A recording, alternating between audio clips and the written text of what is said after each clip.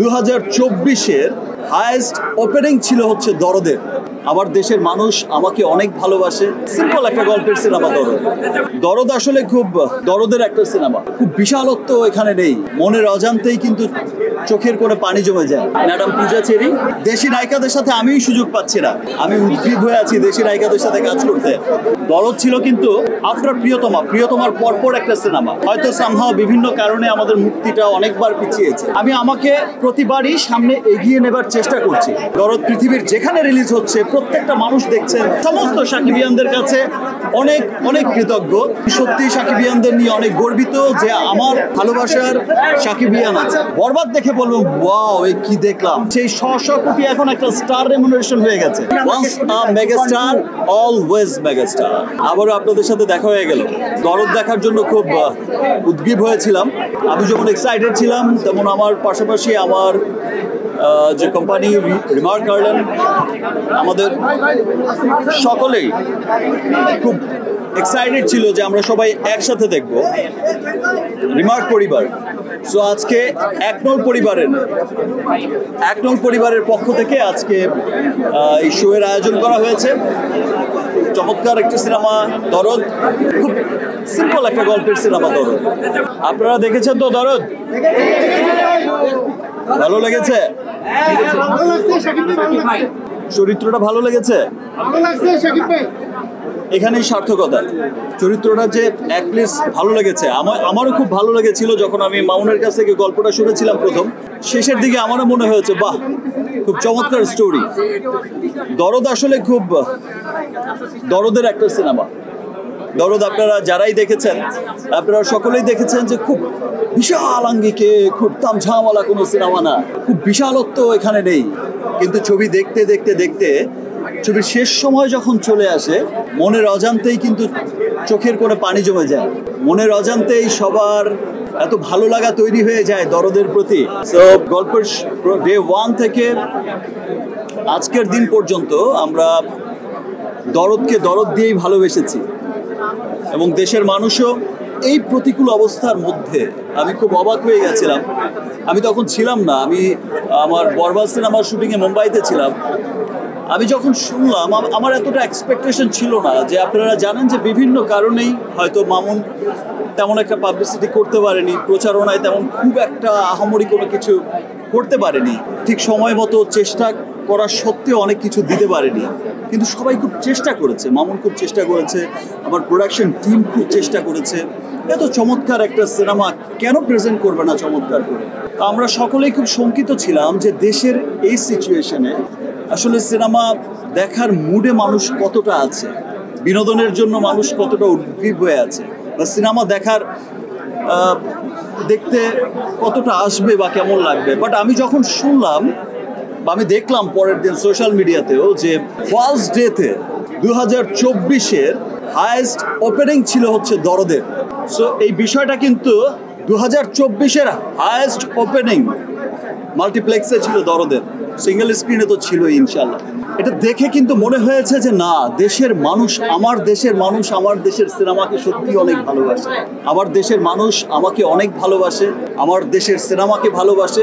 বাংলাদেশের মানুষ যেখানেই ছড়িয়ে আছে, আমি আমেরিকার চিত্র দেখেছি, আজ মিডল ইস্টে রিলিজ হয়েছে, পৃথিবীর অনেকগুলো দেশে রিলিজ হয়েছে, সেখানকার নিউজ জেনেছি।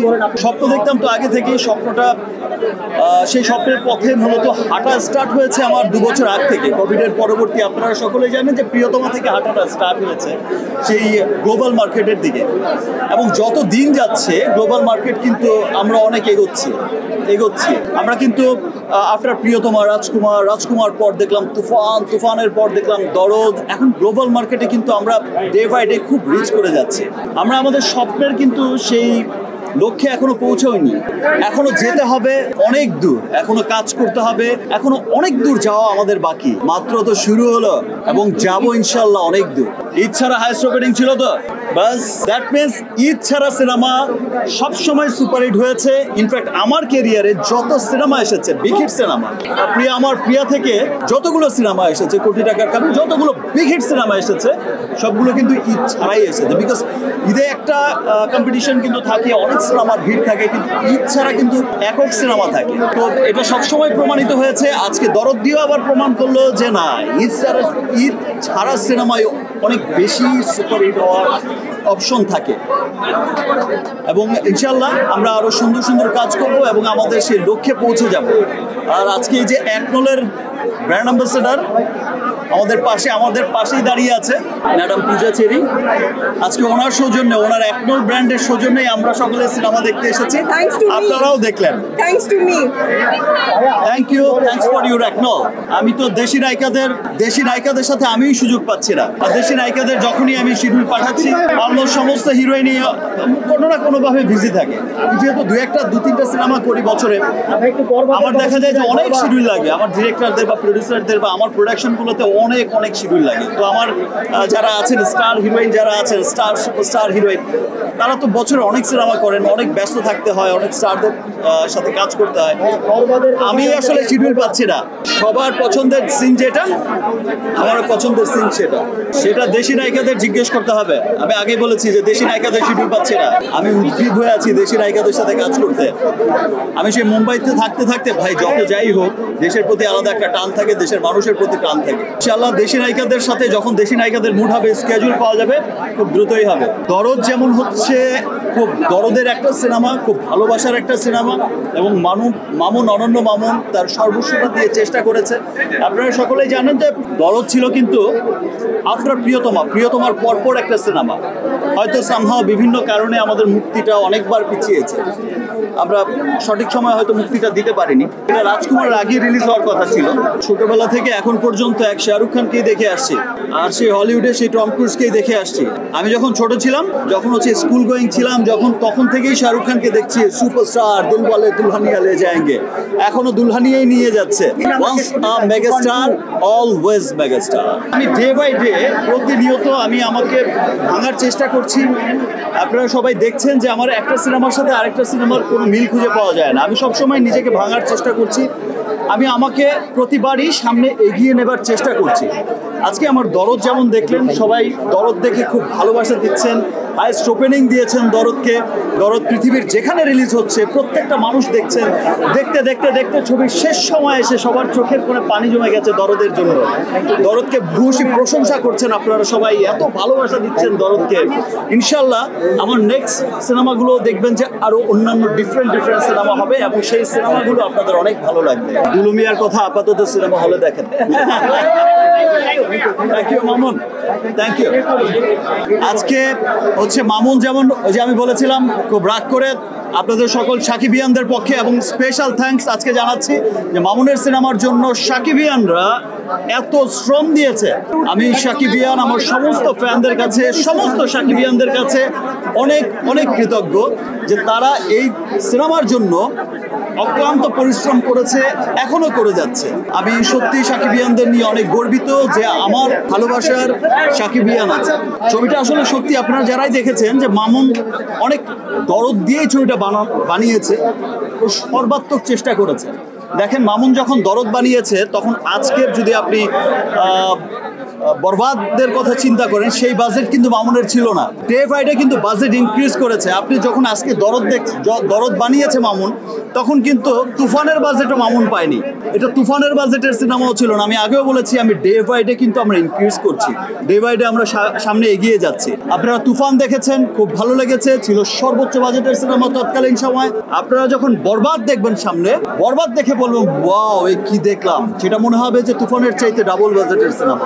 আবার বরবাদের পরে যে সিনেমা দেখবেন সেটা মনে হয় ওয়াও ম্যান, এটা কি দেখলাম, তো আরো অনেক বড় বাজেটের সিনেমা। লুক, একটা সময় ছিল যখন দেবদাস হয়েছিল বলিউডে 50 কোটি টাকা দিয়ে, তখন আমরা সবাই পাগল হয়ে গেলাম, পুরো বলিউড অস্থির হয়ে গেল। 50 কোটি রুপিতে সিনেমা, আর আজকে 1000 কোটি রুপিতে তাদের সিনেমা বানায়, বিজনেস করে তারা হাজার কোটি রুপি একটা সিনেমায়।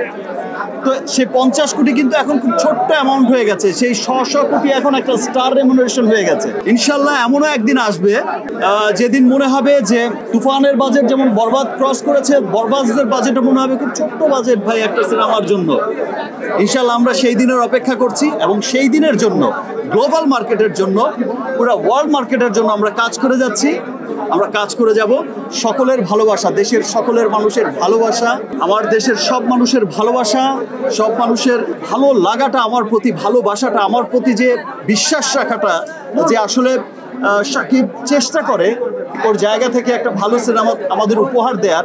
এই যে দেশ বিদেশে রিলিজের প্রথম দিনই যে সবাই এই এতটুকু বিশ্বাস করে, যে আমাকে বিশ্বাস করে ছবিটা দেখতে যায়, এটা আসলে আমার কর্তব্য।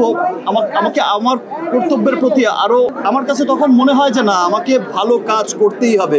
সেটা যদি পুরো বছরে হয় একটি সিনেমা, সে একটি সিনেমায় আমাকে ভালো কাজ করতে হবে, বিকজ আমার দেশের মানুষ, আমার সকল সাকিবিয়ান পুরো পৃথিবীতে ছড়িয়ে আছে যত বাঙালি, আমাকে বিশ্বাস করছে যে আমি একটি ভালো কাজ উপহার দেব।